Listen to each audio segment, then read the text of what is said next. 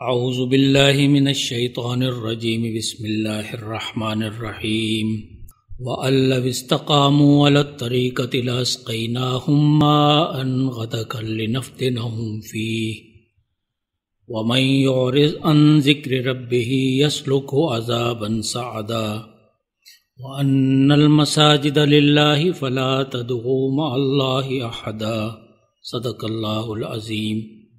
اور اگر لوگ سیدھی راہ پر قائم رہتے تو ہم انہیں خوب سیراب کرتے تاکہ اس نعمت سے ان کی آزمائش کریں، اور جو شخص اپنے پروردگار کے ذکر سے منہ موڑے گا تو وہ اسے سخت عذاب میں مبتلا کر دے گا، اور یہ کہ مسجدیں اللہ کے لیے ہیں، لہذا ان میں اللہ کے ساتھ کسی اور کو نہ پکارو۔ زیر مطالعہ آیات کے دو موضوعات میں سے پہلا موضوع اللہ رب العزت کا اپنے بندوں پر فضل و احسان کے استحقاق اور تقاضوں میں سے سب سے اہم تقاضے کا بیان ہے، اور وہ ہے صراط مستقیم کا اختیار اور اللہ رب العزت کی بندگی اور اطاعت۔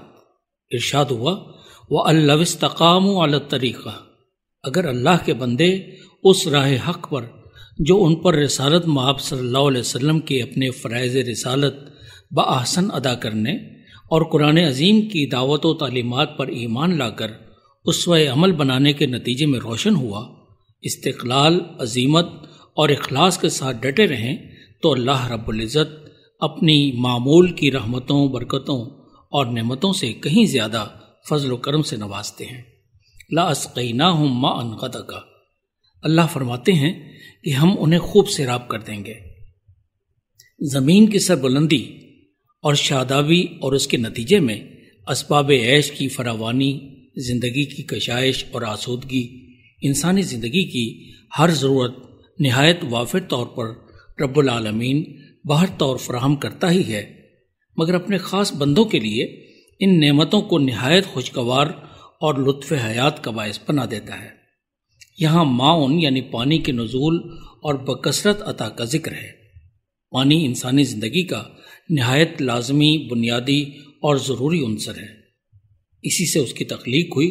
نہ صرف اس کی بلکہ قرآن حکیم کے مطابق روئے زمین پر موجود ہر ذی نفس کی بقا و حیات کا انحصار اسی پر ہے۔ وَجَعَلْنَا مِنَ الْمَاءِ كُلَّ شَيْءٍ حَيٍّ، یہ حقیقت بڑی واضح ہے کہ انسانی حیات کا ہر پہلو پانی کی فراہمی سے ہی مربوط ہے۔ انسان کبھی اس پر بھی غور کرے کہ پانی اللہ کی کتنی بڑی نعمت اور پروردگار کا اپنے بندوں پر کتنا بڑا احسان ہے۔ سورہ نوح میں اسی نعمت کو بارگاہ رب العالمین میں توبہ و استغفار سے مشروط کیا گیا۔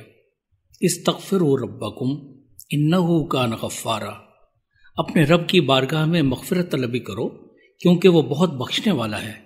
اس کے نتیجے میں یرسل السماء علیکم مدرارا، آسمان بہت پانی برسائے گا۔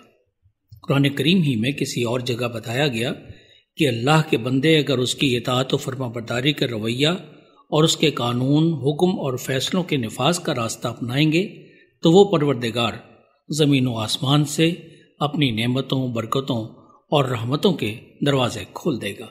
بندہ مومن کو یہاں یہ ضرور سوچنا چاہیے کہ اس قدر مہربان آقا و مولا کا نام لیوا ہونے کے باوجود، اس کی مہربانیوں کے بے شمار کھلے دروازوں کے باوجود، آخر اس کی زندگی تلخی، ناامیدی، خوف اور مصائب سے کیوں لبریز ہے؟ اس کا جواب آیت کے اگلے حصے میں موجود ہے۔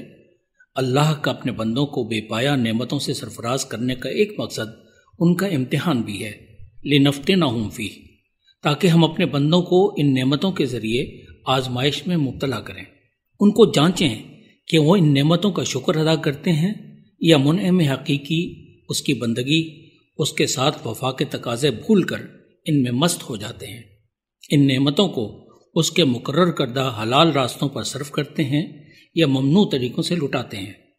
یہ نعمتیں انہیں اپنے مالک پر ایمان میں پختگی اور اطاعت میں ترقی عطا کرتی ہیں یا انہیں خواب غفلت میں مبتلا کر دیتی ہیں۔ مخلص بندوں کے لیے یہ امتحان بہت سادہ مگر ناشکروں کے لیے بہت کڑا ہے۔ یہ فقط ناشکر گزاری ہی نہیں بلکہ بندگی رب کے راستے اور اطاعت و وفا کے صراط مستقیم سے اعراض و انحراف کا مظہر ہے۔ ارشاد ہوا وَمَن يُعْرِضْ عَن ذِكْرِ رَبِّهِ، جو اپنے رب کی نصیحتوں کو قبول نہ کرے، اللہ کے ذکر سے غافل رہے، زندگی کے جملہ معاملات میں اس کے حکم کو قابل غور نہ سمجھے، اس کی نعمتوں کا حق ادا نہ کرے، اس کی بندگی کے راستے کو چھوڑ دے، یسلکہ عذابا صعدا، اللہ اسے سخت عذاب کے راستے پر چلائے گا۔ وہ دنیاوی نعمتوں کے تمام تر سامان کے باوجود تلخیوں، پریشانیوں، سختیوں اور مصیبتوں کا سامنا کرے گا۔ دنیا بھی تلخ بلکہ عذاب، اور آخرت میں تو دائمی اذیت اور خسارہ، ہلاکت و بربادی۔ سورہ طٰہٰ میں خبردار کیا گیا، ومن اعرض عن ذکری، جس نے میری یاد یعنی اطاعت و بندگی سے اعراض کیا، منہ موڑا، انحراف کیا، یا اپنے خالق و مالک پروردگار و منعم کو بھلا دیا، فإن لہ معیشۃ ضنکا، اس کی زندگی میں مادی اور روحانی تلخیاں کھل جائیں گی، اس کا سکون غارت، نعمتیں بے مزہ، دولت بیکار، اور زندگی اجیرن ہو جائے گی۔ اسے ایسے ایسے روگ لگ جائیں گے جو اس کی سمجھ سے بالا ہوں گے، اور یہ سب نتیجہ ہوگا اس کی اللہ یعنی اپنے محسن رب اور مالک و آقا سے دوری، انحراف اور لا تعلقی کا۔ یہی جواب ہے اس سوال کا جو پہلے سامنے آیا کہ اہل ایمان اپنی انفرادی اور اجتماعی زندگیوں میں اس قدر بے سکون، نامراد اور بے توقیر کیوں ہو گئے۔ آسمان و زمین کے سب خزانے ان کے زیر تصرف، اقتدار و اختیار سب ان کے غلام، دولت، شان و شوکت سب ان کے زیر پا، مگر پھر بھی ذلت و رسوائی، بے سکونی اور بے اطمینانی ان کا مقدر۔ یقیناً بحیثیت امت آج کا مسلمان آزمائش کے اسی خدائی چکر میں ہار گیا، راہ ہدایت سے بھٹک گیا، آقا و مولا سے منحرف ہو گیا، اس کی نعمتوں کی قدر اور ادائے حق نہ کر سکا، اسی لیے دنیاوی اور اخروی عذاب الہی کے راستے پر چل پڑا۔ دوسرا موضوع مساجد کی حرمت اور تقدس ہے۔ وَأَنَّ الْمَسَاجِدَ لِلَّهِ فَلَا تَدْعُوا مَعَ اللَّهِ أَحَدًا، مساجد سے مراد مفسرین کرام نے عبادت گاہیں لی ہیں۔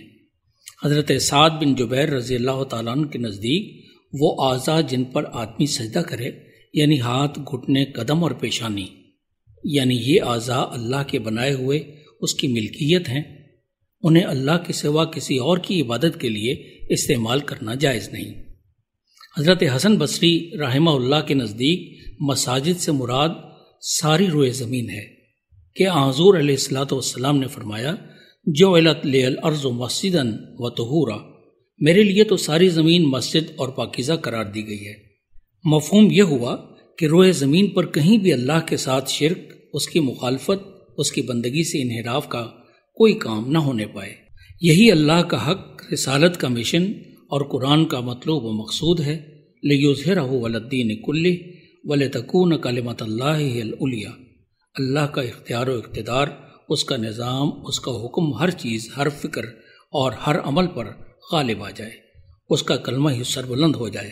اللہ پر ایمان کا دعویٰ کرنے، رسول آخر صلی اللہ علیہ وسلم سے محبت کا دم بھرنے اور قرآن سے عقیدت رکھنے والے اس فرض سے ہرگز غافل اور بری ذمہ نہیں ہو سکتے۔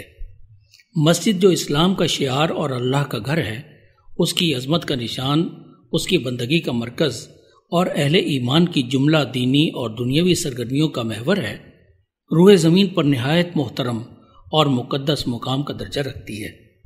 اہل اسلام کے لیے بے شمار انفرادی، اجتماعی، قومی، ملی، سیاسی، معاشرتی منافع لیے ہوئے مسجد بنیادی طور پر اللہ کی کبریائی کا مظہر اور اس کی بندگی کا مقام ہے۔